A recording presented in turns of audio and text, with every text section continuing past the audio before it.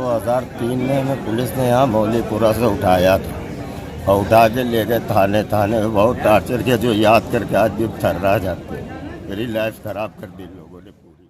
खबर जनपद बहराइच से है, जहां पर जिले के थाना नवाबगंज में वर्ष 2003 में तत्कालीन थाना प्रभारी परशुराम दोहरे ने 14 जून 2003 को थाना क्षेत्र अंतर्गत इंडो नेपाल बॉर्डर के निकट नाले से 1 किलो नेपाली चरस बरामदगी दिखाते हुए NDPS 1 दर्ज कर कथित आरोपी सरफराज को जेल भेज दिया था। इस मामले में तत्कालीन विवेचक श्रीनाथ यादव ने तत्परता दिखाते हुए आरोपी सरफराज के विरुद्ध न्यायालय पर आरोप पत्र भी दाखिल कर दिया, लेकिन इस मामले को फर्जी बताते हुए आरोपी सरफराज के पिता इजहार अहमद ने यूपी शासन से मामले की CBCID से दोबारा जांच की मांग की, जिस पर उत्तर प्रदेश शासन में गृह विभाग के अनुसचिव गिरिजा शंकर त्रिवेदी के आदेश पर CBCID के तत्कालीन इंस्पेक्टर निहाल प्रसाद ने जांच शुरू की और 18 माह चली विवेचना के बाद मामले को फर्जी करार देते हुए आरोपी सरफराज को तो आरोप मुक्त कर दिया, लेकिन उस मामले में शामिल थाना प्रभारी परशुराम दोहरे समेत सभी 6 पुलिस कर्मियों को सरफराज के विरुद्ध साजिश कर मुकदमा दर्ज करने व अज्ञात 1 किलो नेपाली चरस फर्जी तौर से उसके पास बरामद कराने का दोषी मानते हुए उन सभी के विरुद्ध उसी थाना नवाबगंज में दिनांक 19 फरवरी 2005 को मुकदमा दर्ज कर विवेचना शुरू कर दी थी।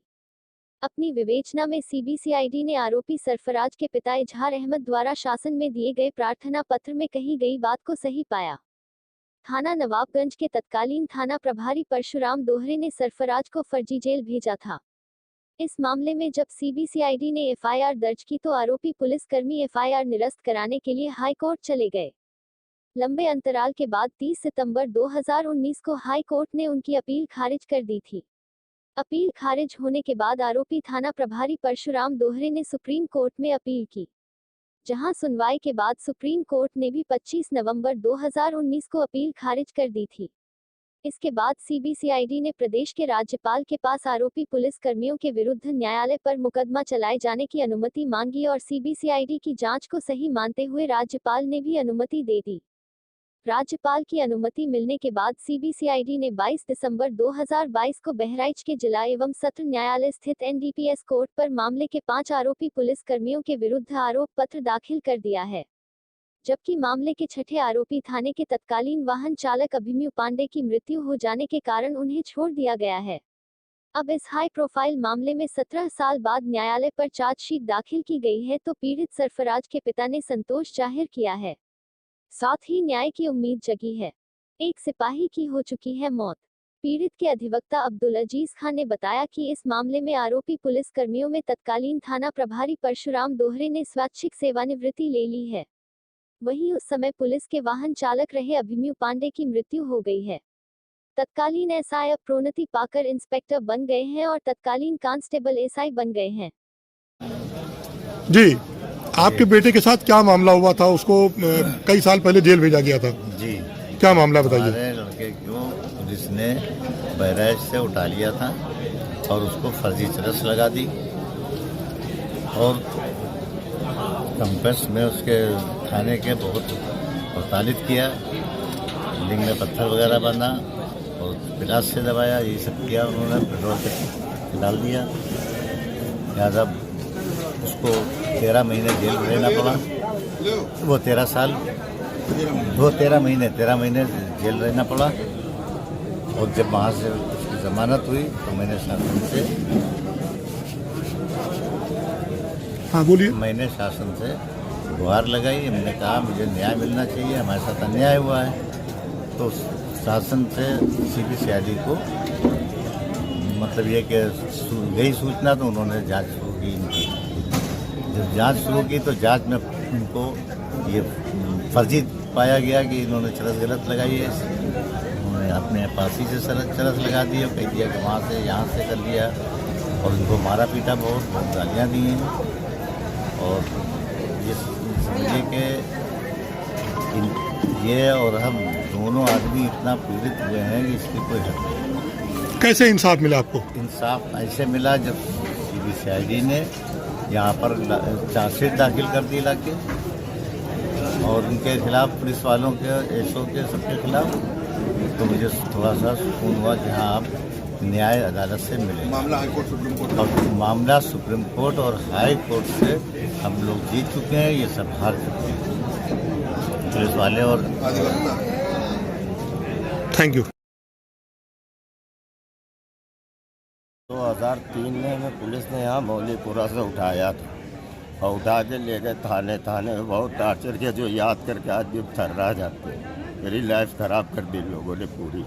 हमेशा मैं डिप्रेशन में रहता हूँ। ये तो मेरे माँ बाप, मेरे भाई बहन है जिनकी वजह से मैं आज जिंदा हूँ। क्या किया था आपके साथ?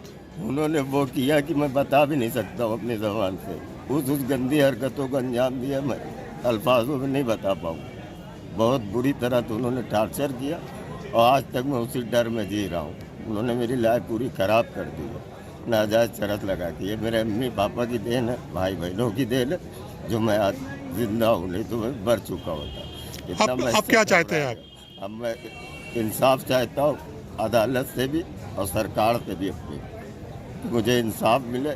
CBCID ने चार्जशीट लगाई है, उस पर संज्ञान ले जज साहब और हमारे हक में फैसला सुना है, जो जायज़ फैसला है। इन लोगों ने मेरे साथ बहुत ज़्यादतियाँ की, पूरी लाइफ मेरी बर्बाद कर दी।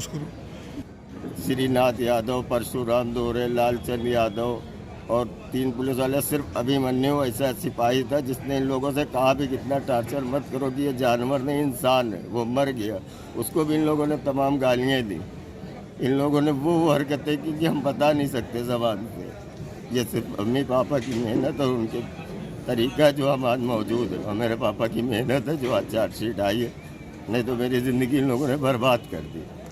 बताइए जी, हम चाहते हैं कि अदालत भी हमें इंसाफ दे और यूपी सरकार, योगी सरकार हमारी मदद करे। जो आज तक इन लोगों ने हमें तबाह बर्बाद किया, उसके एवज में सरकार हमारी मदद करे ज़्यादा से ज़्यादा।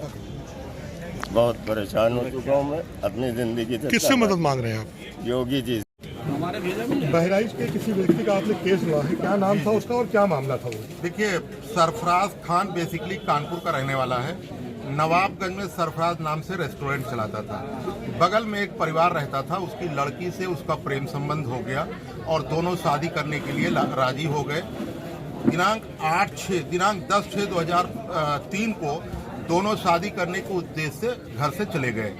बहराइच मंत्री जी के लेटर पे, पैरवी पे बहराइच की पुलिस, थाना नवाबगंज की पुलिस ने दोनों को बहराइच शहर से अरेस्ट किया, थाने लाए।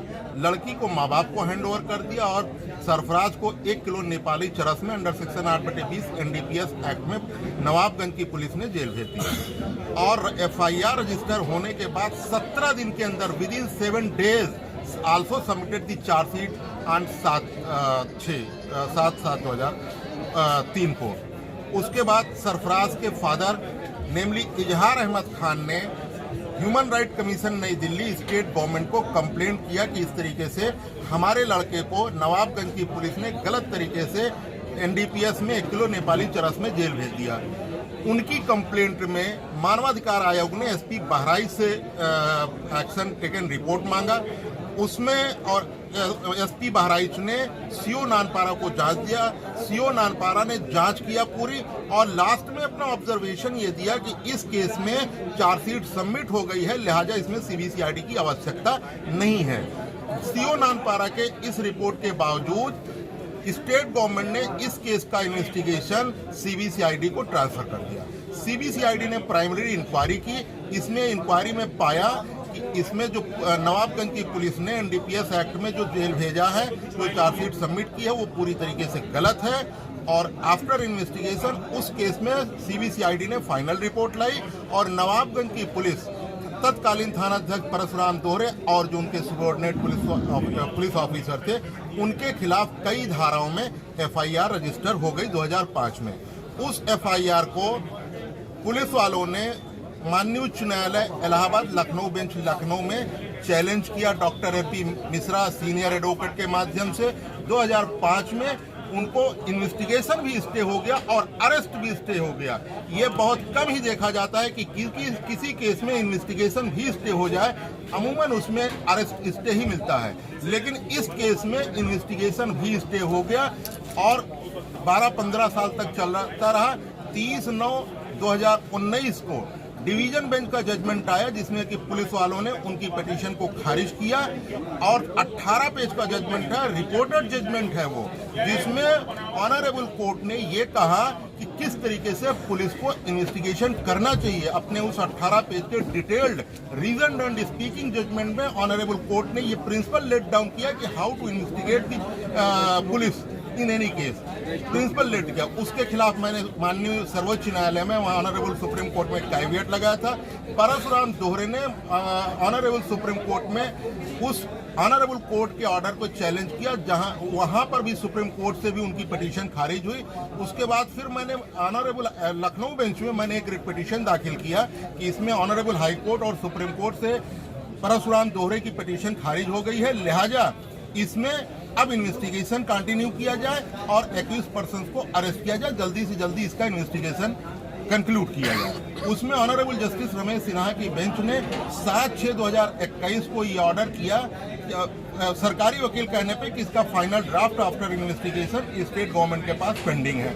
ऑनरेबल कोर्ट ने डिवीजन बेंच का रमेश सिन्हा साहब की ये ऑर्डर किया कि जो final draft principal secretary home के पास पेंडिंग है उसको 7 हफ्ते में डिसाइड किया जाए। उस पर भी कोई नोटिस नहीं ली गई। तो मैंने माननीय उच्च न्यायालय लखनऊ बेंच में मैंने कंटेम्प्ट पिटीशन दाखिल किया। Awanish Awasthi principal secretary home UP government Lucknow को डायरेक्ट नोटिस इशू हुई, उस पर भी कोई कार्रवाई नहीं हुआ। तो उस पर भी फिर कोर्ट ने चार्ज फ्रेम करने का ऑर्डर किया, तब जाकर के 11 मार्च 2022 को उस पर प्रोसिक्यूशन सैंक्शन हुआ। उसको भी पुलिस वालों ने हाईकोर्ट में चैलेंज किया, वो भी उनकी खारिज हुई। उसके बाद फिर मैंने कंप्लेन किया कि अब इसमें खारिज हो गई है, लिहाजा इसमें तत्काल चार्जशीट सबमिट की जाए। मेरी उस कंप्लेंट पे फिर उसमें यहाँ पे अब्दुल अजीज साहब की पैरवी में 22 दिसंबर 2022 को इसमें चार्जशीट सबमिट हुई। परशुराम दोहरे और जो उनके सबॉर्डिनेट पुलिस ऑफिसर्स थे उनके खिलाफ चार्जशीट आई और अब उसमें कॉग्निजेंस लेना है, आगे की कार्रवाई करना है। और अभी एक इन्होंने हाईकोर्ट में 483 सीआरपीसी में एक एप्लीकेशन दिया था कि जो सरफराज अहमद का जो 8/20 एनडीपीएस एक्ट का ट्रायल है उसको जल्द से जल्द कंक्लूड कर दिया, उसमें टाइम बाउंड डायरेक्शन दिया जाए बहराइच की एनडीपीएस कोर्ट को, ताकि उसमें 1 महीना में तय हो जाए। इसके पीछे उनका मेन मोटिव ये है कि किसी भी तरीके से बाई हुक और बाई क्रूक वो ट्रायल कंक्लूड कर दिया जाए और सरफराज खान को उसमें सजा दिलवा दी जाए, जिससे कि पुलिस वाले के काले कारनामे को जस्टिफाई किया जा सके कि जो मैंने चार्जशीट सबमिट की थी उसमें ये पुलिस कोर्ट ने भी अपनी मुहर लगा दिया। इस मंशा के साथ दिनांक 16/1/2023 को माननीय एससी गुप्ता की कोर्ट में ये लगा हुआ था। मैंने भी सरफराज की तरफ से अपीयर होकर के कोर्ट को सारी बातें बताई, तो कोर्ट ने उनकी उस 483 की एप्लीकेशन को दिनांक 16/1/2023 को वो भी डिसमिस कर दिया। अब यहाँ पे चार्जशीट सबमिट हो चुकी है, कॉग्निजेंस कोर्ट को लेना है, अब ट्रायल कोर्ट की प्रोसीडिंग है, इसमें जल्दी से जल्दी कराने की कोशिश करेंगे। दैट्स था बहराइच के सरफराज का। देखिए, सरफराज बेसिकली कानपुर का रहने वाला था, यहाँ पर रेस्टोरेंट चलाता था। बगल में एक परिवार था, उसकी लड़की से उसका प्रेम संबंध हो गया, दोनों शादी करना चाहते थे। भाग लिए बहराइच शहर से उन्होंने पुलिस ने अरेस्ट किया, लड़की के माँ बाप को हैंडओवर कर दिया और सरफराज को 1 किलो नेपाली चरस में जेल भेज दिया।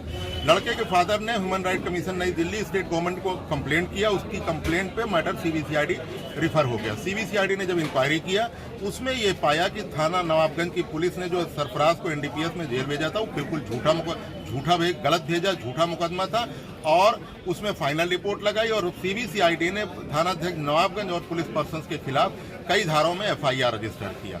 उस एफआईआर को लेकर के लखनऊ हाईकोर्ट बेंच में उसकी क्वेश्चन के गवर्नमेंट ऑर्डर की क्वेश्चन और अरेस्ट स्टे के लिए पिटीशन दाखिल हुई। उसमें लगभग 15 साल तक लग गए। 30/9/2019 को पुलिस वालों की पिटीशन लखनऊ हाई कोर्ट से रिजेक्ट हुई और 18 पेज का रिपोर्टेड जजमेंट आया, जिसमें ऑनरेबल कोर्ट ने ये प्रिंसिपल लेट डाउन किया कि किसी भी पुलिस को किसी भी केस का इन्वेस्टिगेशन किस तरह से करना चाहिए। उस ऑर्डर के खिलाफ मैंने इजहार अहमद खान की तरफ से सुप्रीम कोर्ट में कैविएट लगाया था। परशुराम दोहरे सुप्रीम कोर्ट में एसएलपी दाखिल की, एसएलपी उनकी सुप्रीम कोर्ट से खारिज हुई।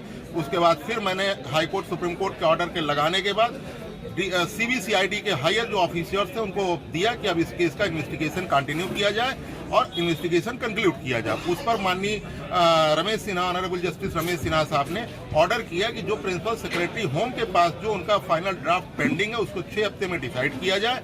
नहीं डिसाइड हुआ, मैंने कंटेम्प्ट ऑफ कोर्ट किया। कंटेम्प्ट ऑफ कोर्ट में ऑर्डर हुआ 11/3/2022 को। 11/3/2022 को principal secretary home Awanish Awasthi साहब ने उस पर ऑर्डर पास किया।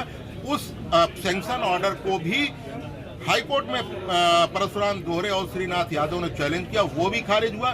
दिनांक 22/12/2022 को पुलिस वालों के खिलाफ चार्जशीट सबमिट हो गई। अब बहराइच की NDPS कोर्ट को उस पर कॉग्निजेंस लेना है। और एक जो लेटेस्ट डेवलपमेंट हुआ है वो ये हुआ है कि परशुराम दोहरे तत्कालीन थाना अध्यक्ष ने माननीय उच्च न्यायालय लखनऊ बेंच में 483 की एप्लीकेशन दिया कि सरफराज का जो ट्रायल है, जो एक्स पार्टी 4/1/2006 को जो फाइनल रिपोर्ट रिजेक्ट हुई थी, उसका trial with in time period में उसको कंक्लूड कर दिया जाए। वो उन्होंने इसलिए किया कि बाई हुक और बाई क्रूक हम सरफराज का ट्रायल कंक्लूड करा दें और यहाँ से सजा करा दें, जिससे कि परशुराम दोहरे और पुलिस वाले के जो कारनामे पे वो कह सके कि हमने जो चार्जशीट सबमिट किया था उस चार्जशीट पे माननीय NDPS। क्या हुआ था आपके साथ, क्या मामला था आपका, शुरुआत से बताइए। सर, मैं नवाबगंज में दुकान चलाता था, होटल सरफराज रेस्टोरेंट। मेरे बगल के घर में होती थी, उससे मेरे प्रेम संबंध हो गए। हम यहाँ बहराइच जो है हम लोग दोनों आदमी आ गए शादी करने को उद्देश्य। नेताजी की पैरवी पे पुलिस ने नवाबगंज की हम लोगों को यहाँ से ले गई। थाने में लड़की को लड़की के माँ बाप के पास भेज दिया और हमारे साथ बहुत टॉर्चर किया। 3rd डिग्री तक का इस्तेमाल किया हमारे ऊपर, बहुत सताया, बहुत परेशान और हमको जेल भेज दिया चरस रख के नाजायज़ तरीके से। पापा ने हमारे उसके लिए मानव अधिकार और सब जगह कोशिश की, जिसके उसमें CBCID जांच लगी। जांच होते होते ये आया कि अब CBCID ने जांच पूरी करके 17 साल के बाद न्यायालय में 22 दिसंबर 2022 को जांच पूरी करके चार्जशीट फाइल कर दी पुलिस वालों के खिलाफ। और मैं ये चाहता हूँ न्यायालय से कि जैसे मुझे हाई कोर्ट, सुप्रीम कोर्ट सब जगह से न्याय मिला है, हमें जिला बहराइच जज साहब को पूरा भरोसा है कि वो हमें न्याय देंगे और दोषियों के खिलाफ कार्रवाई करेंगे। इसकी खास हम अपनी तरफ से क्या मांग है आपकी? हमारी मांग है, हम बहुत परेशान हो गए, हम बहुत इससे आजिज हो गए, वैसे दौड़ दौड़ के परेशान हो गए, अब हम थक गए भैया। हमारी मांग ये है कि दोषियों के खिलाफ कार्रवाई हो। हमारे पापा ने बहुत मेहनत की है इसमें, इसकी वजह से आज ये नौबत आई है कि वो चार्जशीट आई है। और अब चाहते अभी आप कह रहे थे कि आपको खतरा है। अब ये पुलिस वाले कुछ भी कर सकते हैं। जब उन्होंने नाजायज हमें 17 साल मेरी पूरी जिंदगी तबाह कर दी, बर्बाद कर दी, तो ये हम भी कुछ कर सकते हैं। हम ये सरकार से मांग करते कि हमारे पापा को सुरक्षा दी जाए ताकि उनको कभी कोई दिक्कत ना हो। ये पुलिस कभी भी कुछ भी कैसे भी कर सकती है। मेरे साथ हुआ, इसलिए मैं बहुत अच्छी तरह जानता हूँ कि ये नाजायज करने में बहुत माहिर है, कुछ भी कर सकते हैं। हमें नाजायज 17 साल बर्बाद कर दिए। जिस लड़की से आपका शादी करने का प्लान था जी, वो लड़की तैयार थी शादी करने के लिए? जी, हम लोग दोनों आदमी तैयार थे, यहाँ आए इसी उद्देश्य से थे, लेकिन वहाँ वालों की नेतागिरी हुई उसमें और पुलिस हमें यहाँ से उठा के ले गई मौलीपुरा से और थाने में बहुत टॉर्चर किया। 3rd डिग्री तक हमारे ऊपर इस्तेमाल किया। ये तो हमारे अब्दुल अजीज वकील साहब है, इन्होंने यहाँ इतनी मेहनत की बहराइच में कि मुकदमे को देखते रहे बराबर। और हमारे लखनऊ के मुकदमे को काजी जी और सुप्रीम कोर्ट के यही काजी जी, काजी अहमद वकील साहब ने बहुत मेहनत से लड़ा इसको और आज यहाँ तक ये मुकदमा पहुँचा है। हम आगे भी उम्मीद रखते हैं कि इसी तरह लड़ेंगे और जीतेंगे। हम ज़रूर जीतेंगे और न्यायालय से पूरी उम्मीद है, हमें पूरा भरोसा है कि वो हमें न्याय देगी। इस केस में जो सबसे इम्पोर्टेंट बात है वो ये है कि मैं इजहार अहमद खान जो सीबीसीआईडी के केस में कंप्लेनेंट हैं, मैं उनके हौसले की और हिम्मत की तारीफ करता हूं, उनको सलूट करता हूं, उनको सलाम करता हूं कि जिस तरीके से उन्होंने पुलिसिया जुल्म और जाति के खिलाफ अपनी आवाज को बुलंद की है, मैं उनको सलूट करता हूं। ऐसे ही अगर हमारे समाज में इस तरह से लोग हो जाएं तो निश्चित रूप से पुलिस की जुल्म और जाति के खिलाफ आवाज उठाने के लिए और लोगों को इंसाफ भी मिलेगा, ये हमारा कहना है। और हम इनकी सिक्योरिटी की, हम चूंकि ये कानपुर से चल करके बहराइच कोर्ट में रेगुलर आज 15-17 साल से अपीयर कर रहे हैं, मेरा स्टेट गवर्नमेंट से ये हम्बल रिक्वेस्ट है कि इनकी सिक्योरिटी, इनके प्रोटेक्शन को इंश्योर किया जाए ताकि इनके साथ किसी तरीके की कोई अप्रिय घटना न होने